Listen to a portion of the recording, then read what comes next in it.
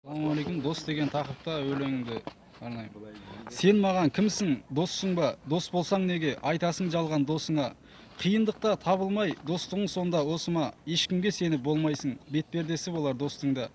Кемшіліксіз пенде жоқ, араласқын бәрімен, ең жақынын таңдада биік қойғын бәрінен.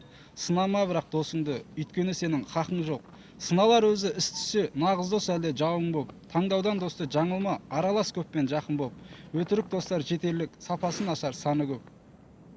Менде болған көп достар, үлкені кішісі құрдастар. Аңқауда болды ішінде ақылдылары жолбастар. Көп адаммен дос болсаң, пайдасы тиер өзіңе. Ақкөңіл болсын мінезің, сүйсінер әркім сөзіңе. Сыйлы болсаң досыңа, аласың шын достықты сезіне.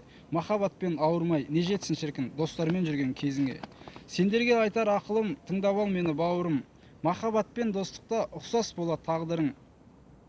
Қуанышпен кайфушада бірге жүріп, іс түскенде телефонын көтермейтін, жағдайыңды айтқанда түсіндіріп, сылтау айтып еш көмегін тигізбейтін, досыңмын деп жаныңда күліп жүріп, басқаларға сені нашар жігіт дейтін, пайдасы не бұндай достың, тұрамын деп тұрар жерде үндемейтін.